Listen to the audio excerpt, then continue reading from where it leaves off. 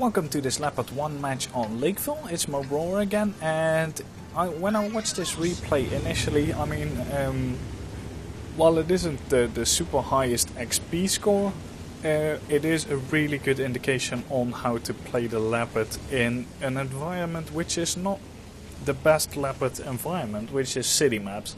At the start, obviously, there will be some long-range sniping, but a large section of the replay will actually be brawling, which usually this tank wouldn't be suited for unless you do it totally right.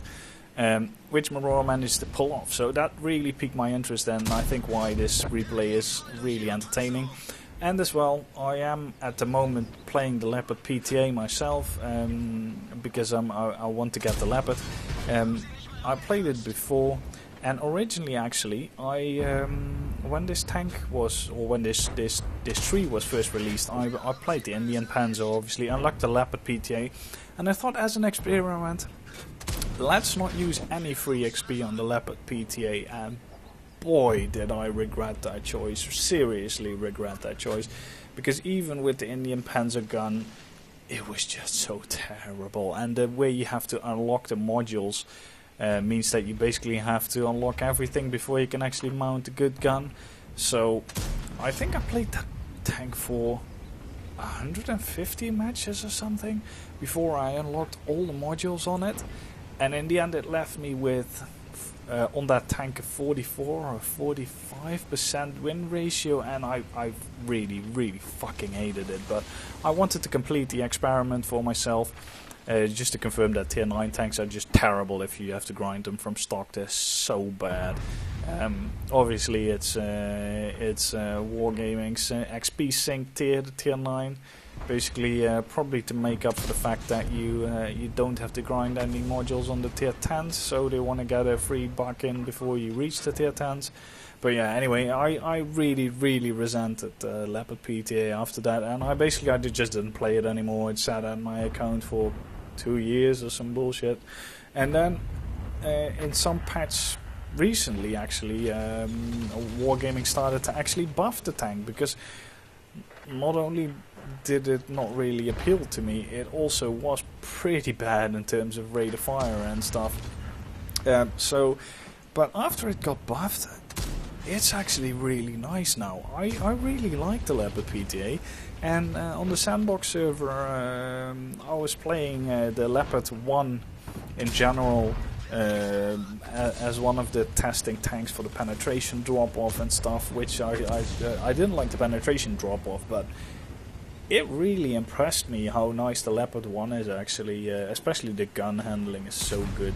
So yeah, it's really nice punchy gun, and the rate of fire is actually not too bad either. This unfortunately this E100 wasn't driving in the smartest way possible, and this T125 is actually blocking the shot on the IS-7, which is a little bit frustrating. Maroar takes a shot here and pulls back.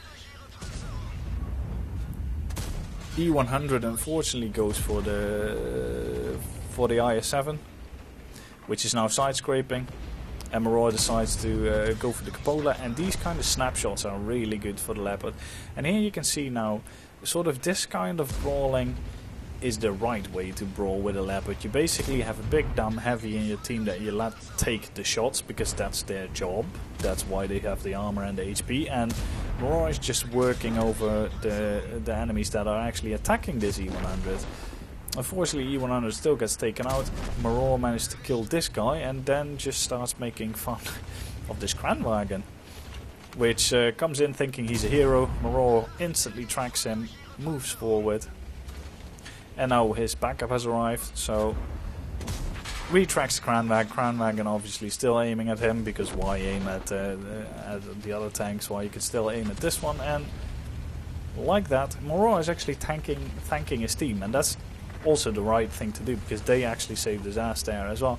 So yeah, all in all, this was the right way to brawl in a Leopard, basically, in a city map. You use your backup, you don't take the shots yourself unless you actually need to, because this tank has no armor. It has a really good gun, it has really nice mobility as well.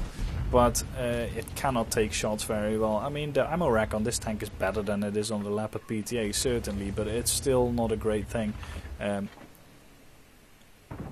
Tries to snap a shot into that 3090. I actually haven't checked if that hit, but yeah. All in all, scores are not even. The enemy team still has 3 RT and 2 big TDs, while Maroar's team basically has nothing anymore.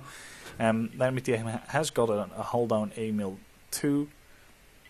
Yeah, Emil 2. Yeah, Emil 2.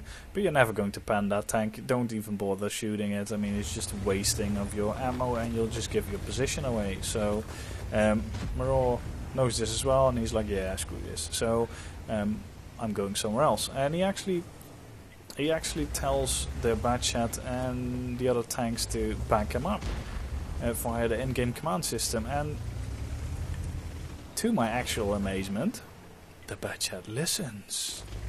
Could it be a teammate that actually pays attention? Could it be? And it seems so, yes. There is actually a teammate on this team, together with the 3090s, by the way, that pays attention to what the hell is going on. So Maroar basically calls the bad chat over, and they are now going to go for this FV. This FV moved into a back street to actually stay a little bit safer. Luckily the bad chat actually doesn't take that much damage. So I don't know what the FV was shooting. Probably Hashin didn't really shoot it well. Maroar unfortunately got slapped by 2 light tanks, got slapped by the IU. Obviously slapped by the RT, because obviously the light tanks were all aiming for the bad shot, hoping that he'd poke out, so Maroar basically just got caught in the crossfire. That probably wasn't entirely meant for him, but the enemy was aiming in that postcode anyway, so they just put some nice fire in. He managed to track the RU, which instantly gets taken out, which is a really good thing, because at this point the enemy team has 3 RT, and you need to basically gouge out their eyes for you to win the match. And Maroar goes back to base again. There's the Batchat and 2 light tanks going around. Batchat is coming back now, he's probably just reloading. Anyway, so Maroar leaves the 3090s to do their thing, and he is actually going back to base, which is absolutely the right thing to do, because there's still an Emil 2 there and a Stridsvagen. And the Emil 2 is sitting in the cap, which means that he isn't probably hull down. Well, obviously he has a friendly tank there that he killed, so he is hull down, but he is stupid enough to actually show the side of a turret to Maroar. Maroar had the HE loaded, which wasn't really useful, unfortunately, but it is the only way to penetrate that tank frontally, or at least do damage. But the 3090 is actually was doing quite a good job, distracting the Emil 2. Basically keeping him busy. So Maroar actually moves up, he uses these buildings as cover. His TDs are actually not faring too well, or his TD is actually not faring too well. Batchat unfortunately gets taken out by the Stridsvagen, but the 3090 actually managed to kill the Emil 2, which is funny. And then Maroar misses that shot. Unfortunately that gun handling let him down a little bit there, but he did already do 2.4k assistance and 5k damage, so it's not too shabby actually. And the 3090 in the enemy's base actually managed to take out the guy that was there, so at the cost of one of, oh no, well, no, it wasn't one, yeah, it was one of them actually got killed. Maroar managed to snap a really nice shot into that Stridsvagen, and can he reload in time? That's the question. Yes, he can, but he didn't get the kill, unfortunately. The 3090 beat him to it.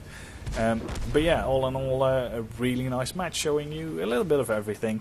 A little bit of long-range sniping, which needs a bit of passive play at the start of the match, and later on brawling in the city, and then just general really nice action. So let's look at the post-results screen. So here we have the results of that Leopard match by Maroar. He managed to get an ace tanker match, ace tanker badge, a high caliber, and a Confederate for basically shooting everyone on the enemy team. In the end, he managed to do 5.9k, including, I guess, that blind shot on the 3090 earlier. Where is it? Yeah, there it is. One of the blind shots actually hit that guy.